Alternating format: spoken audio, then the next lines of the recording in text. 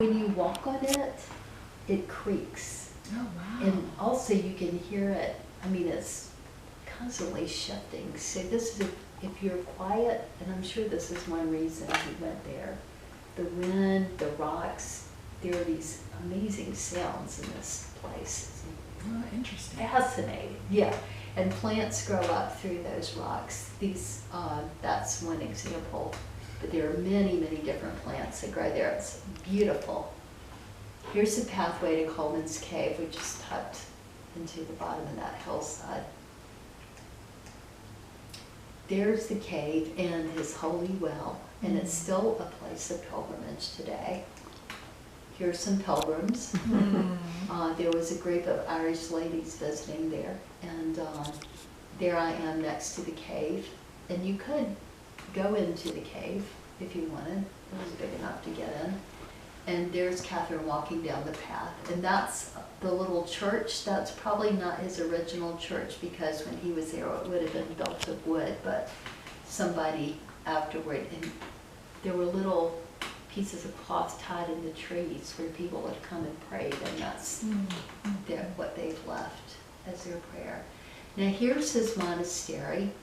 It's not too far away, and that is the tallest round tower in Ireland, and you can see it's in really good condition. They're really remarkable visually, aren't they? Yeah, it's incredible. I didn't include pictures of the Rock of Cashel in here, but the Rock of Cashel is stunning. You're driving down the road and all of a sudden you see on the top of this tall hill this huge round tower and castle. It's amazing. It's stunning. Beautiful, yeah. Now, so here is Kilmacduagh. You can see the burn in the background. See how barren that is? And this is a really interesting, that little lakey thing is called a turlock. In this area, the water rises and falls in these turlocks depending on the amount of rainfall. And it's part of the whole ecosystem of the burn.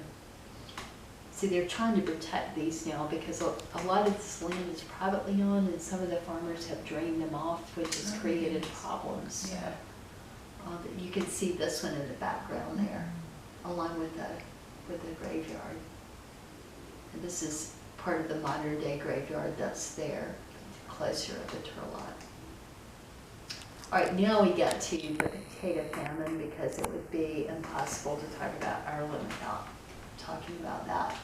So Ireland was governed as a colony of Great Britain at the time of the Potato Famine, which began in 1845, and before it ended in 1852, over 1 million Irish people had died due to starvation or related illnesses, and 1 million immigrated seeking food and a more secure life. Over 1 million. Most of the people that starved to death were Catholic families. They were tenant farmers who paid rent to the landowners, who were mostly English or Anglo-Irish. And I had forgotten or never knew this, but during the famine, Ireland continued to export all this food to England, and even they would take the food to port in armed convoys. The tenant farmers couldn't afford to buy the food. That's why they grew so many potatoes. The farmers would eat like up to 14 pounds of potatoes a day, because that's all they ate. So when the potato crop failed, they couldn't buy other food, so they just literally starved to death. In 1997, Tony Blair, the British Prime Minister, issued a formal apology to Ireland for the British government's handling of the crisis. They knew about it, they did nothing. It's very sad. Oh, and this house is one of the houses affected. The people in it were victims of the Potato Famine. All six of their children died in the famine. And it's the Long house. The family was named the Longs. We have the Longs here at church. But the people who own it now it was very interesting. They had a whole display about the Irish famine inside and the history of it. And they had also set up these gruesome mannequins in various Oh, no. stages of starvation. It was really gruesome. It was too gross to take pictures of, but you can see one of the mannequins standing in the doorway over there. And this pathway leads down to the graveyard where the 6 children are buried. This is Dingle. And the reason I included this picture is because you can see on the hillside, can you make out those fields that are, so farther down on the Dingle Peninsula, the hills, you can see these lower fields, and then the upper fields that used to be farmed, you can still see the outline of the roads that were put in where the potato blight happened, and then the people died or moved away, so that land has never been farmed again. So those roads are still visible in parts of the Dingle Peninsula. It's quite moving to see that.